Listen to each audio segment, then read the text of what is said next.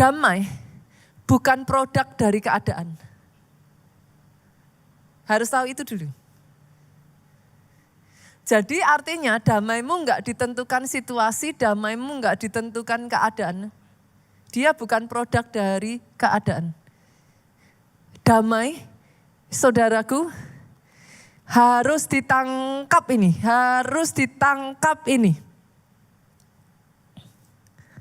Lahir dari kesadaran dan pilihan.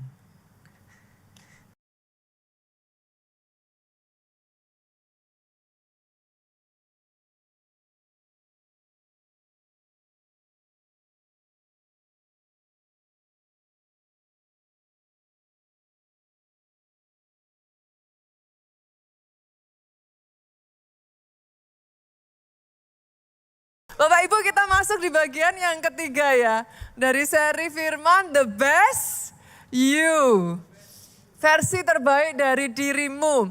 Dan di bagian yang ketiga ini saya akan membagikan satu pesan firman yang berjudul Damai yang Menaklukkan Realita. Basically saya akan berbicara tentang inner peace, saudaraku. Inner peace ini memungkinkan saudara menjadi versi terbaikmu.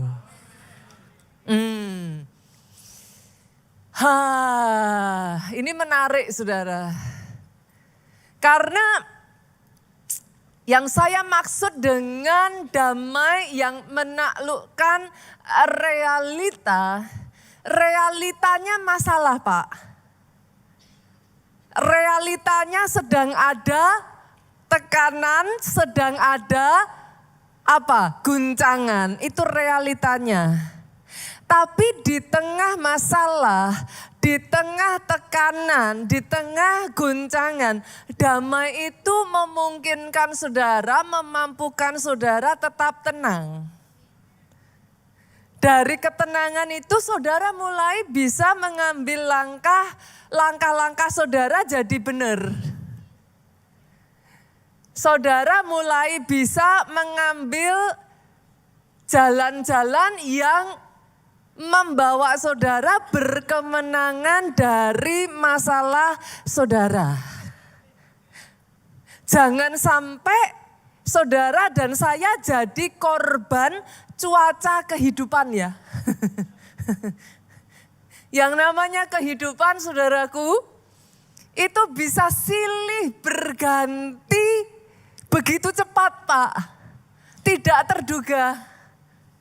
Hari ini saudaraku matahari bersinar terang, burung berkicaulah senang, everything seems good gitu. Tapi tiba-tiba bisa hujan. Hujan petir menyambar-nyambar yang tadinya hujan biasa tiba-tiba jadi badai besar. Tidak terduga kita nggak siap. Kapanpun itu saudaraku. Kalau saudara nggak hati-hati, yang ada hidupmu terus-menerus dicekam ketakutan.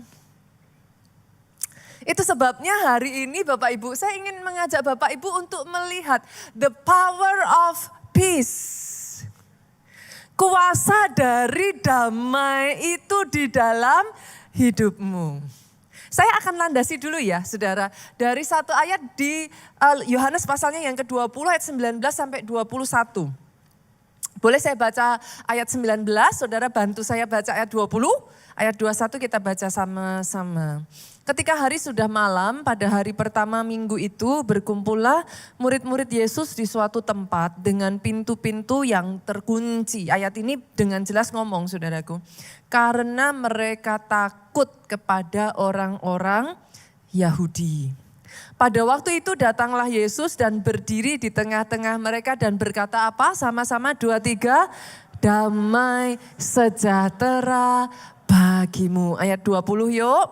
Dan sesudah berkata demikian, ia menunjukkan tangannya dan lambungnya kepada mereka.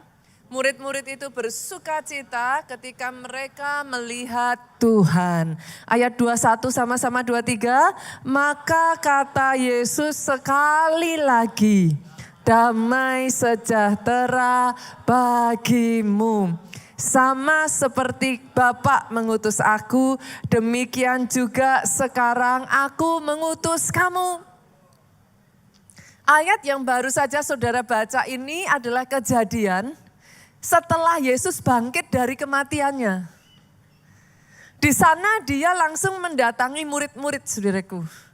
And the first sentence, kalimat pertama yang keluar dari mulut Yesus, peace be unto you. Damai sejahtera bagi kamu. Yesus tahu keadaan murid-muridnya. How desperate they are. Betapa mereka ada di dalam ketakutan. Ayat ini sendiri mengatakan, mereka ketakutan. Yesus tahu bagaimana mereka frustrasi, mereka ada di dalam keputusasaan. Itu sebabnya bukan hanya sekali Yesus mengucapkan perkataan damai itu, Bapak Ibu.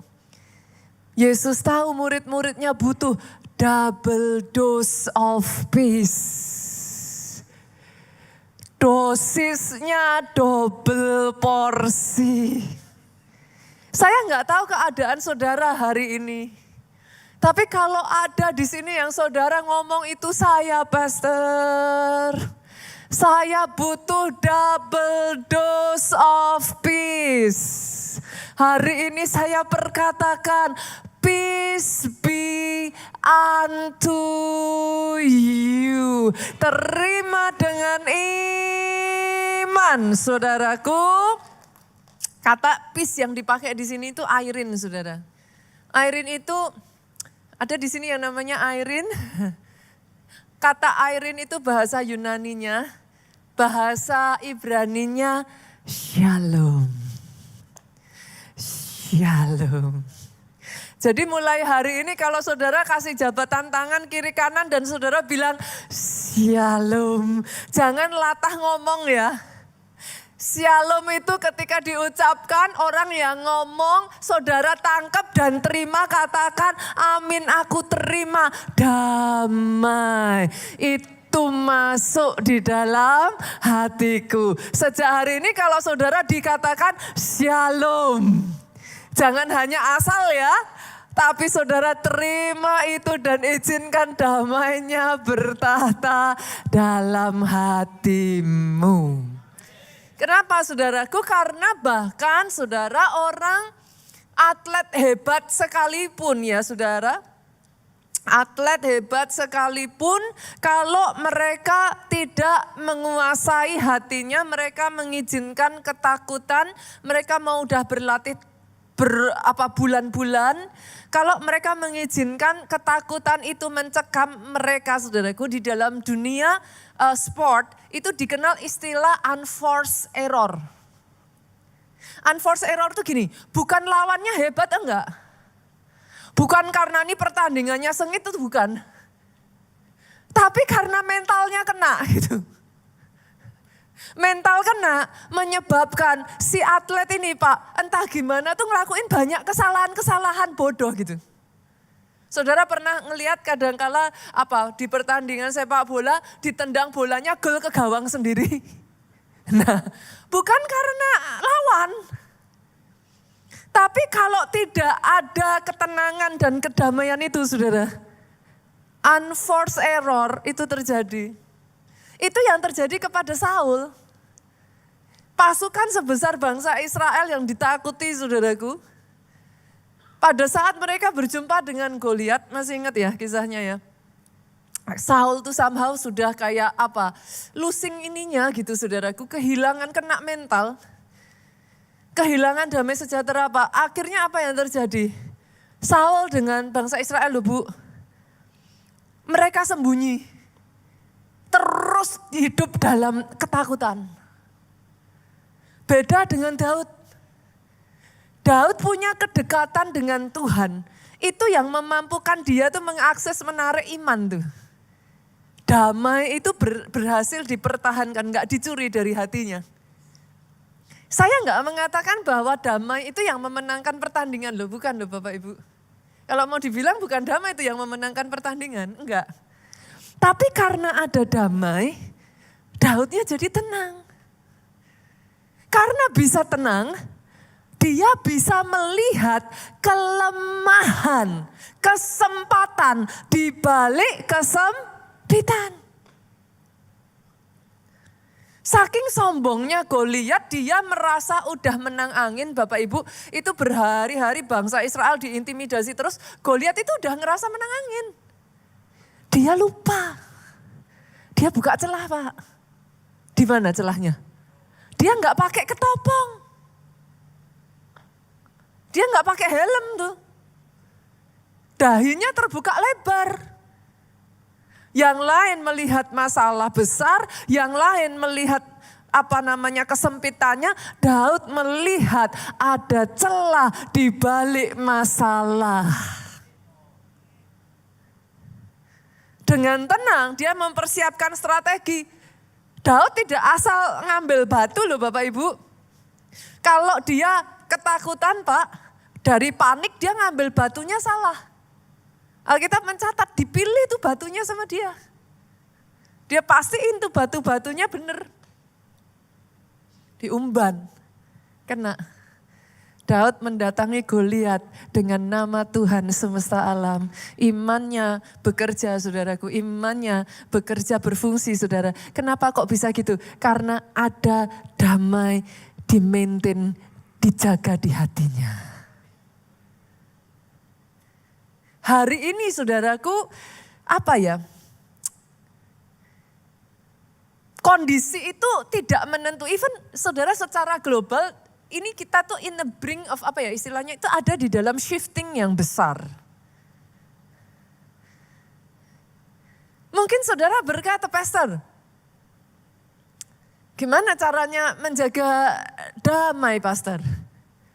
Kalau masalahnya seabrek gitu. Mana bisa gitu. Tapi izinkan hari ini saya mengatakan ini, saudara. Damai itu jangan ditunggu, damai harus dijemput. Landasannya apa Pastor? Filipi 4 ayat 7 ngomong gini. Damai sejahtera Allah yang melampaui segala pikiran. Bertahta memelihara hati dan pikiranmu dalam Kristus Yesus. Understandingnya gini saudaraku. Sang Raja Damai itu bertahta di dalam hatimu. Jadi di tengah masalah, gelombang, tantangan saudara, jangan nunggu damai datang. Damai harus diusahakan. Hari ini ya Bapak Ibu, saya nggak mau saudara punya pikiran yang salah. Karena ada banyak orang itu nunggu damainya datang. Yohanes 14 ayat 7 ngomong gini, Peace I live with you. Damaiku kutinggalkan bagimu. My peace I give to you.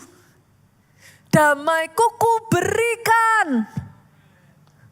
Jadi saya tanya, kalau sudah dikasih berarti jadi milik siapa? Katakan milik saya, Pastor. Milik saya. It is yours. Itu sudah milik saudara. Jangan nunggu masalah selesai. Nanti saudara jadi korban cuaca kehidupan itu.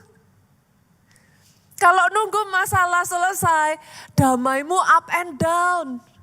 Bapak Ibu, hari ini saya harus mengatakan yang up and down itu perasaan. Saudara harus bisa membedakan. Amin. Bisa ya? Boleh ya? Jadi yang saudara rasakan naik turun itu, gejolak yang bikin saudara cemas, khawatir, takut, itu perasaan. Tapi Alkitab kan ngomong, orang benar bukan hidup oleh perasaan. Orang benar hidup oleh apa? Iman. Orang benar hidup oleh iman. Jangan biarkan, jangan kasih surat kuasa untuk masalah keadaan mengobrak-abrik hatimu. Jangan dikasih tuh. Tapi sejak dari hari ini, understanding ini ditangkap ya Bapak Ibu ya. Peace I give to you. It is yours. It is yours. Jadi engkau harus mengusahakan damai itu. Jangan mau kehilangan. Yohanes 16 ayat 22 ngomong gini. Tidak ada seorang pun yang bisa merampas kegembiraan itu daripadaku. Artinya, kalau ada yang memfitnah, saudara ngomongnya apa? Tidak ada yang bisa merampas kebahagiaan itu daripadaku. Kalau ada yang menjelek-jelekkan, kalau ada yang ngata-ngatain, kalau saudara sudah berusaha bekerja keras, tapi masih saja tidak cukup, apa kata saudara? Tidak ada yang bisa merampas kebahagiaan itu dariku. Suami istri bertengkar, kata-katanya menyakitkan. Saudara ngomong apa? Tidak ada. Bahkan tidak engkau suamiku. Tidak engkau anakku. Tidak engkau apa? Bahkan sekalipun di gereja sesama pelayan Tuhan. Tidak ada yang bisa merampas kebahagiaanku. It is yours. Itu milikmu. Hari ini ambil saudaraku. Kok bisa saudara memiliki itu semua? Karena sejak engkau terima Yesus sebagai Tuhan dan Juru Selamat, Sang Raja Damai sudah bertahta di hatimu. Oh, if you know the truth, kalau engkau tahu kebenaran, kebenaran akan memerdekakan. Hari ini gak ada ya yang damainya terusik ya.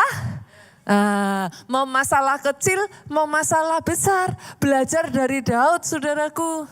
Mazmur 3 ayat 6-7. Ini Daud ngalami masalah super besar. Tapi coba apa yang Daud katakan. Aku membaringkan diri lalu tidur. Enak kan? Waktunya tidur Bapak Ibu. Kesusahan tidak akan menambah. Waktunya tidur. Ini Daud enak sekali, aku bangun. Every time you wake up ya saudara, sadari understanding ini. Aku bangun karena satu kesadaran, Tuhan menopang aku.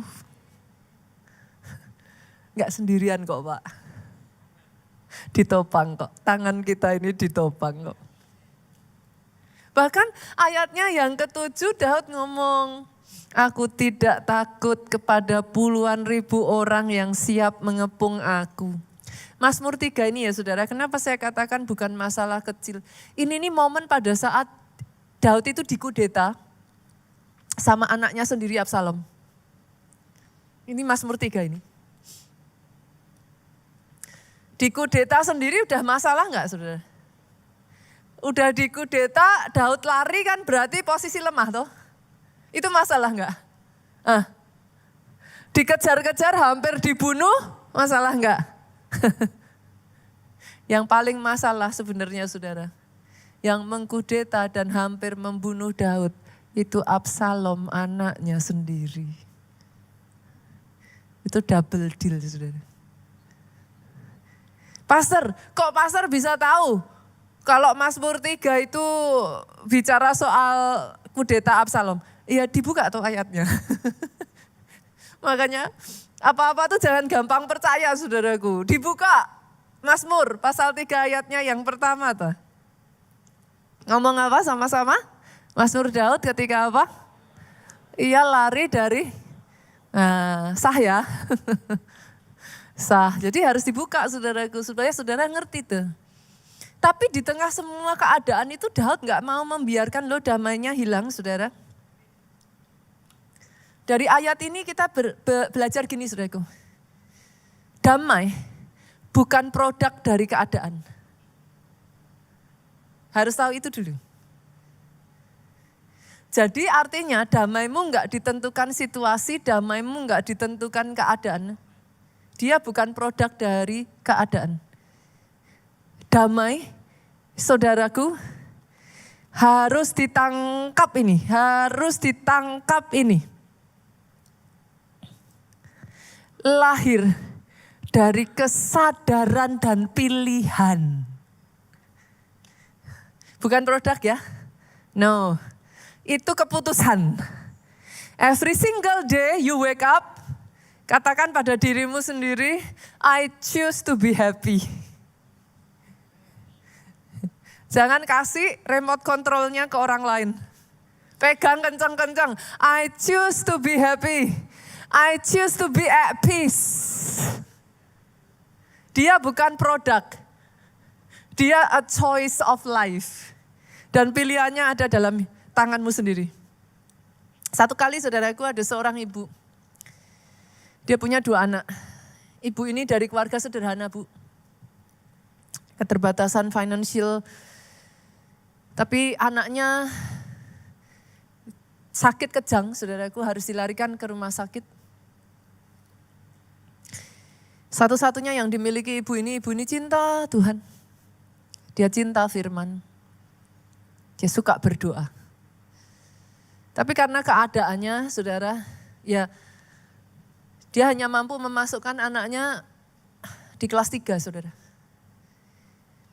Di tengah, ya namanya kelas 3, saudaraku, setidaknya kayak 5-6 orang dalam satu kamar.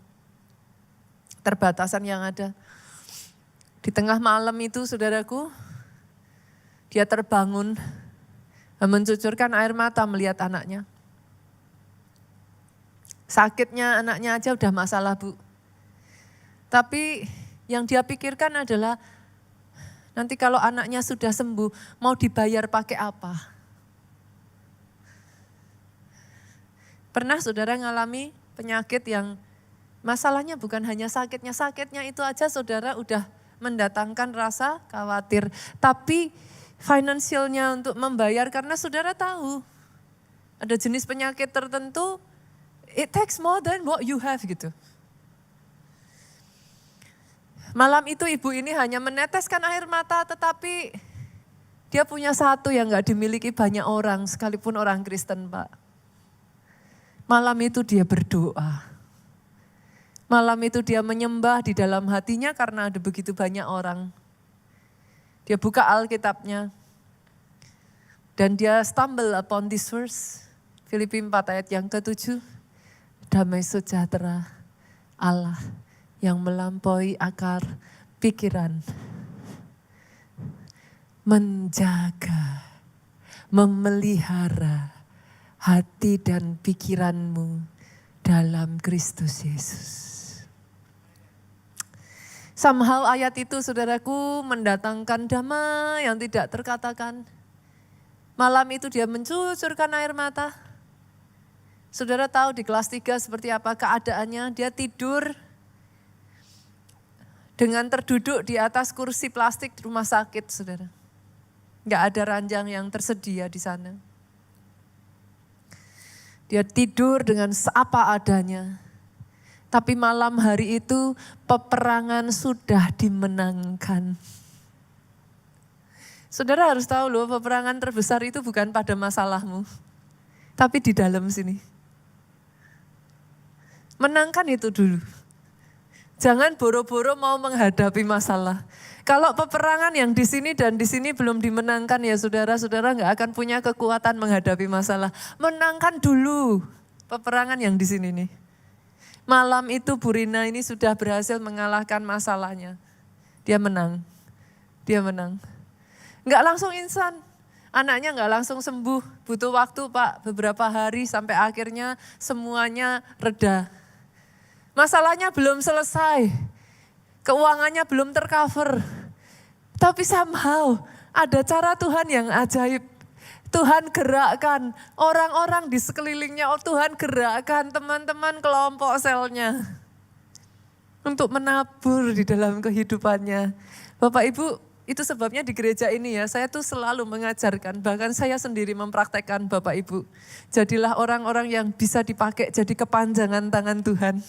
Amin, dimanapun engkau berada. Saya sendiri saudara, saya selalu menyisihkan dalam 1 bulan. Ada sejumlah uang, bukan masalah jumlahnya saudaraku. Tapi sisihkan, karena itu bicaranya soal hati. Kalau saudara tidak belajar dari yang kecil, nanti besar tambah susah saudara. Trust me. Jangan berpikir setelah uangnya tambah banyak gampang, enggak. Tambah susah. Karena itu masalah hati. Dari yang kecil itu saudaraku sisihkan. Kenapa? Engkau enggak pernah tahu. Engkau dipakai Tuhan untuk menolong orang-orang yang sedang berseru kepada Tuhan. Yes, jadilah orang yang murah hati sebab Tuhanmu murah hati. Malam hari itu saudaraku, peperangan dimenangkan dan sebagai akibatnya Bu Rina ngalami mujizat. Dia keluar bersama anaknya dari rumah sakit itu dengan kemenangan. Sebesar itu loh kuasa damai. Damai itu mendatangkan kekuatan. Damai itu membuat engkau kuat. Itu sebabnya Yesaya ngomong nih. Yesaya ngomong gini, yuk kita buka ya ayatnya. Yesaya pasalnya yang ke-30 ayat 15 saudara. Sebab beginilah firman Tuhan Allah yang Maha Kudus Allah Israel. Dengan bertobat dan tinggal diam kamu akan diselamatkan.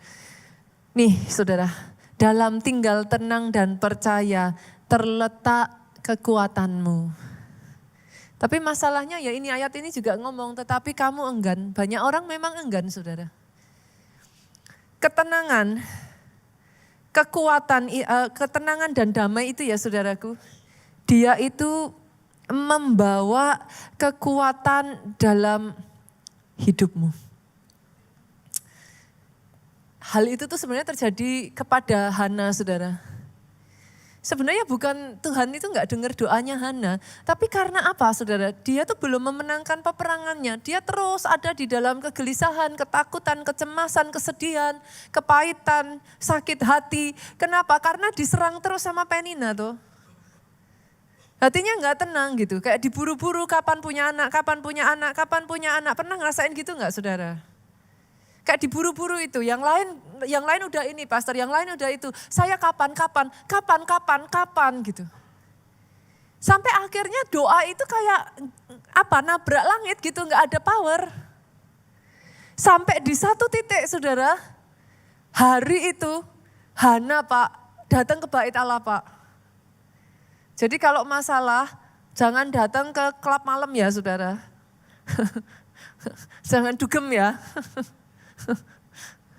Kalau masalah datang aja ke Pondok Daud. Jangan malu tuh. Oh katanya Pondok Daud tempat orang bermasalah gitu. Jangan malu. Kalau ada apa saudara datangnya aja ke gereja, datang ibadah. Hari itu Hana datang dia ketemu Imam Eli. Sebenarnya bukan masalah imamnya. Kepada siapalah manusia itu menilai manusia ini itu ya saudaraku. Tapi kalau saudara bisa melihat Tuhannya. Tuhan tuh bisa pakai siapapun kok. Lihat Tuhannya. Di situ saudara pada saat Imam Eli berdoa somehow rema itu masuk di hatinya Pak. Di situ terobosan terjadi. Kenapa saya tahu terobosan terjadi? Alkitab mencatat, Hana keluar, mukanya enggak lagi muram tuh. Something happen.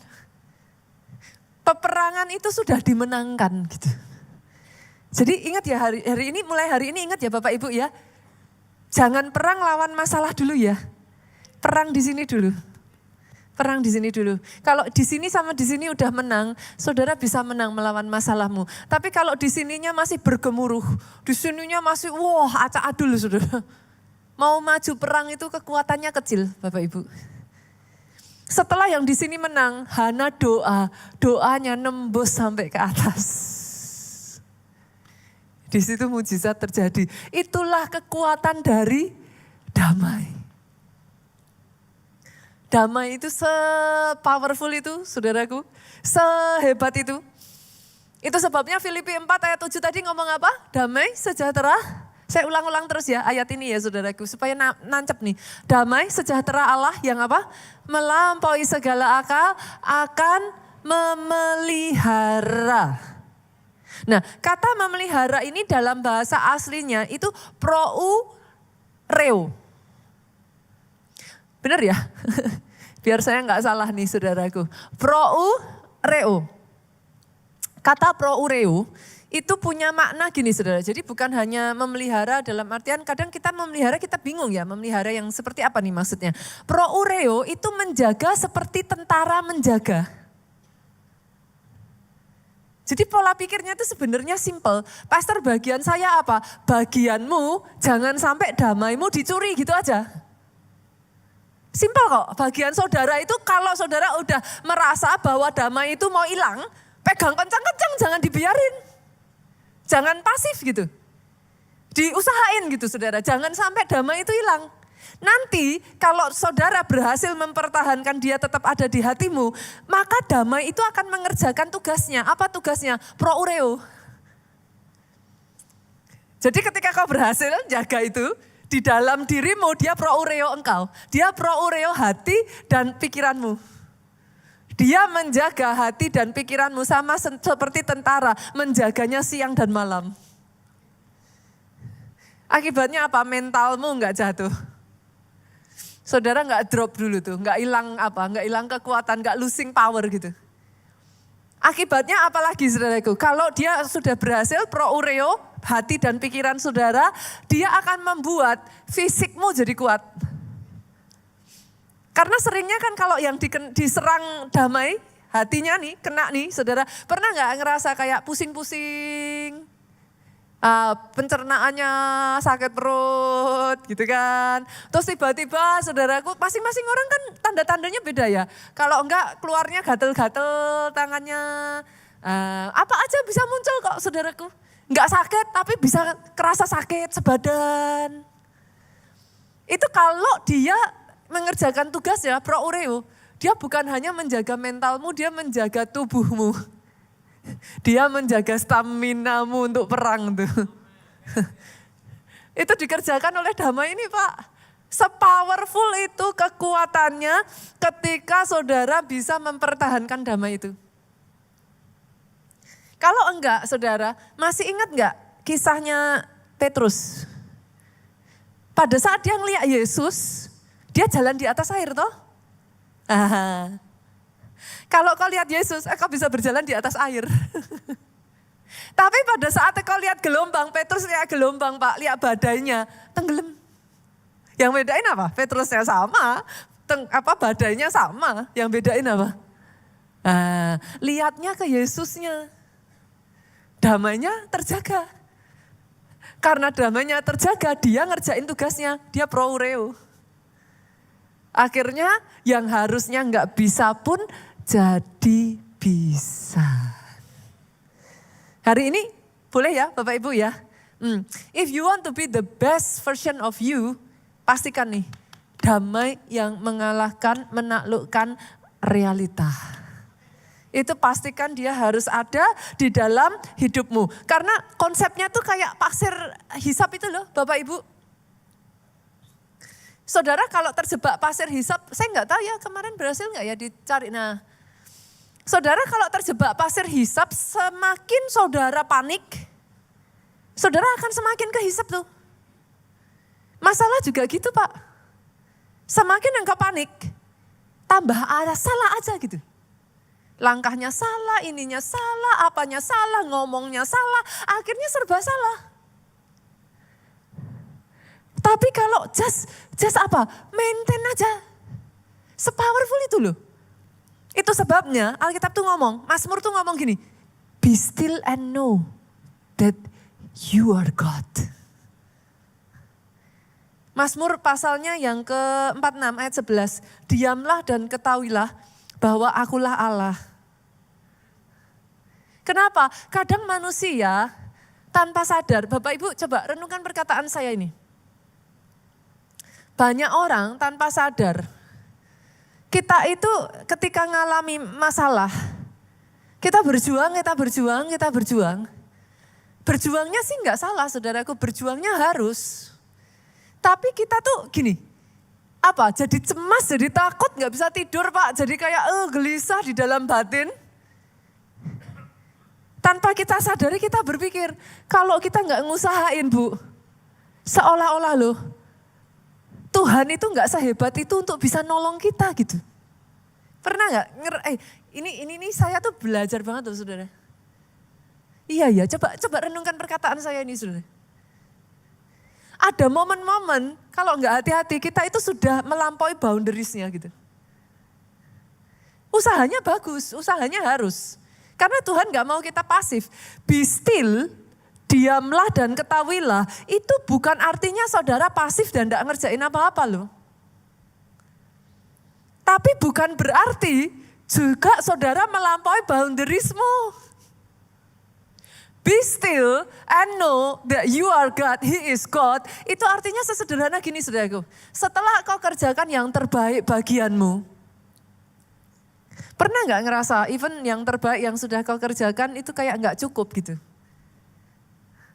Dan setelah itu yang jadi masalah kita usahain terus kayak memaksakan dengan kekuatan kita. Kata be still di sini ya saudaraku, itu punya arti cantik sekali. Artinya gini, jangan paksain lagi dengan kekuatanmu. Setelah engkau ngerjain bagian yang terbaikmu, surrender. Kasih remote kontrolnya ke Tuhan.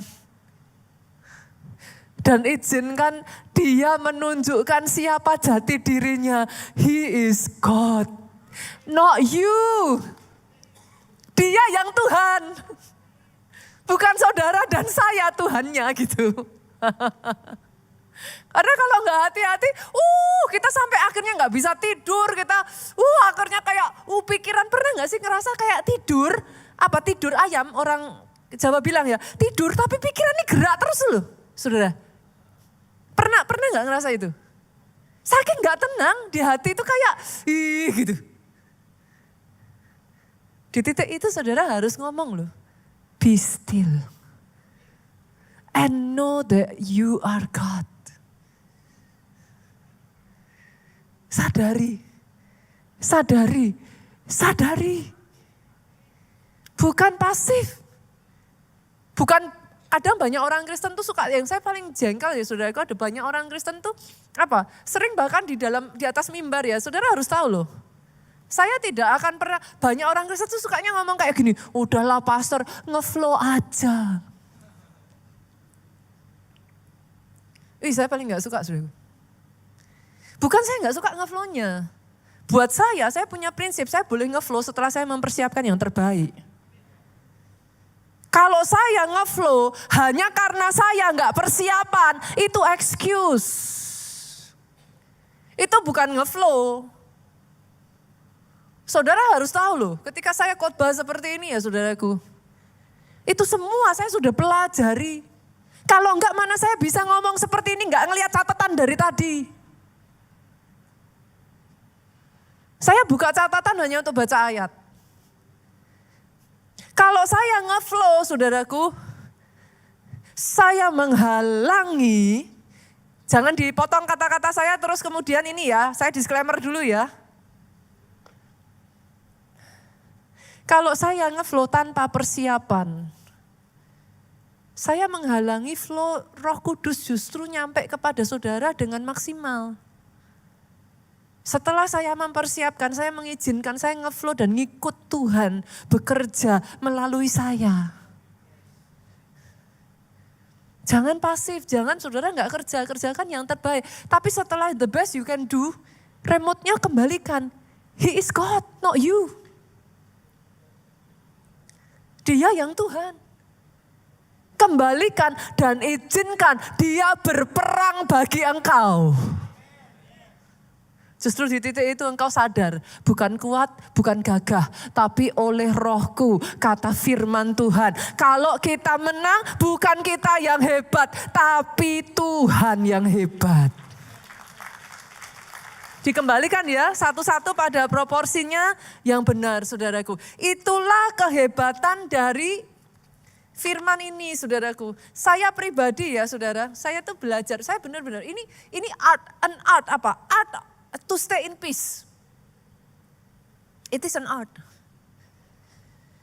Ada momen-momen ya saudaraku, justru hari-hari ini saya sudah sekian waktu inilah saudaraku, saya tuh baru memahami gitu, saya dilatih Tuhan.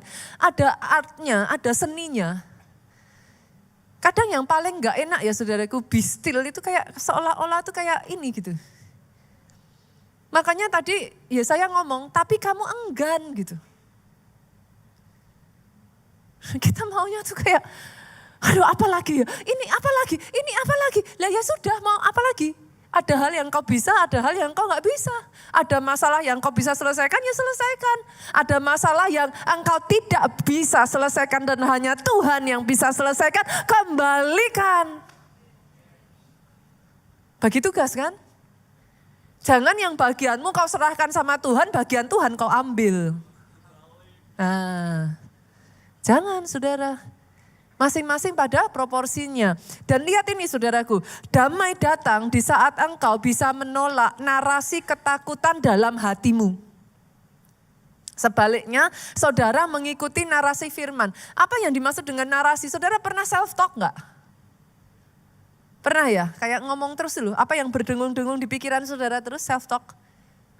Nah narasi itu seperti itu, saya bacakan aja biar saya enggak salah ya saudaraku. Narasi itu cerita yang terus menerus kau dengar di benakmu. Apa? Yang kau dengar terus di benakmu apa? Nah itu menjadi sesuatu yang akhirnya kau percayai. Enggak selalu benar loh, tapi kau percayai. Narasi itu berdengung di telinga hatimu, bukan telinga jasmani aja loh. Telinga hatimu sehingga membentuk cara berpikir. Narasi negatif ini akan membuat saudaraku, narasi ketakutan itu akan membuat engkau berpikir lebih negatif daripada realitanya. Jangan-jangan, nanti kalau narasi negatif. Tapi kalau narasi firman, saudara perhatikan dia akan counter attack. Firman itu akan selalu counter attack Bu. Yesaya 41 ayat 10 ngomong apa? Jangan takut, sebab aku menyertai engkau. Jangan bimbang, sebab aku ini Allahmu. Itu counter attack tuh. Mazmur pasal 23 ayat 4. Sekalipun aku berjalan dalam lembah kelam, ku tak takut sebab kau besertaku. Dia akan counter attack terus tuh. Mazmur 27 ayat 1. Tuhan adalah terangku dan keselamatanku, kepada siapa aku harus takut. Makanya penting di counter pakai firman terus saudaraku. Narasinya harus narasi firman. Damai itu muncul dari narasi firman yang diulang-ulang terus di hatimu.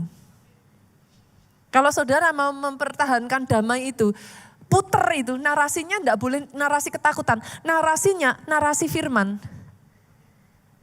Ketika narasi firman itu terus berputar saudaraku, nah ini. Damai itu akan diperkuat oleh Roh Kudus. Efesus 3 ayat 16. Saudara izinkan dari firman itu masuk terus. Aku berdoa supaya ia menurut kekayaan kemuliaannya menguatkan dan meneguhkan kamu oleh rohnya di dalam batinmu. Sejak kau terima Yesus sebagai Tuhan dan Juru Selamat, Roh Kudus tinggal di hatimu. Tubuhmu jadi bait Roh Kudus. Nah, Roh Kudus itu saudaraku punya salah satu fungsi, punya salah satu tugas. Kerjaannya dia menguatkan dan meneguhkan engkau. tapi oleh firman. Harus masuk firman. Jadi izinkan saudaraku, libatkan Roh Kudus lebih lagi dalam hidupmu. Saya tutup dengan ini ya saudara, buka yuk Filipi 4 ayatnya yang ke-6 sampai ayatnya yang ke-9. Saya akan menunjukkan kepada saudara gimana cara kerjanya. Ini praktis aja supaya saudara tahu pada saat engkau khawatir. Filipi 4 ayat yang ke-6, apa yang harus engkau lakukan? Lihat ini, janganlah hendaknya kamu khawatir tentang apapun juga. Jadi firman itu ternyata nyuruh kita gak boleh khawatir saudara. Lah siapa orangnya sih yang gak pernah khawatir? Di sini ada yang gak pernah khawatir, angkat tangan? Saya juga gak angkat tangan. Karena semua orang khawatir. Lah pastor, tapi firman ngomong gak boleh khawatir. Nah terus gimana? Nah pada saat kamu khawatir, lihat ini saudara, ini diajarin. Nyatakanlah dalam segala hal yang membuat khawatir, manusia itu sering khawatir karena punya keinginan. Keinginannya gak tercapai, jadinya khawatir. Nah disuruh sama Tuhan, kepengen apa toh? Nyatakanlah segala hal keinginanmu itu kepada Allah dalam doa dan permohonan dengan ucapan syukur. Jadi kalau kau khawatir, yang kau khawatirin apa?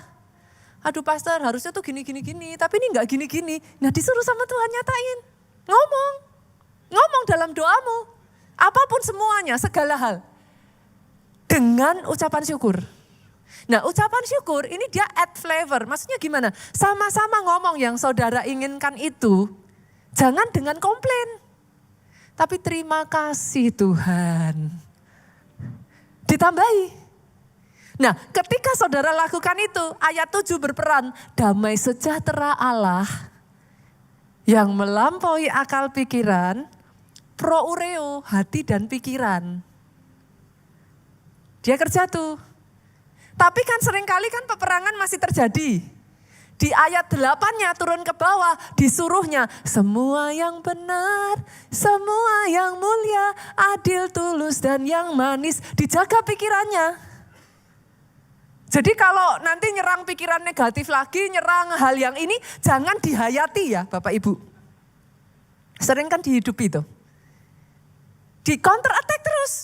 Mikir yang manis, mikir yang baik, mikir yang mulia. Lah saudara nanti coba ini kalau firman Tuhan ini ya, saya berdoa ya saudaraku, firman Tuhan ini jangan hanya didengarkan saat ini aja. Nanti saudara pulang ya, beberapa hari saudara ngalamin, dengerin lagi tuh. Karena itu akan counter attack dia.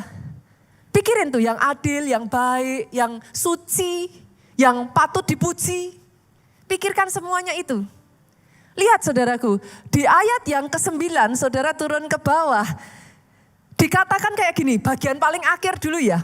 Allah sumber damai sejahtera akan menyertai kamu. Goalnya kita kan di situ.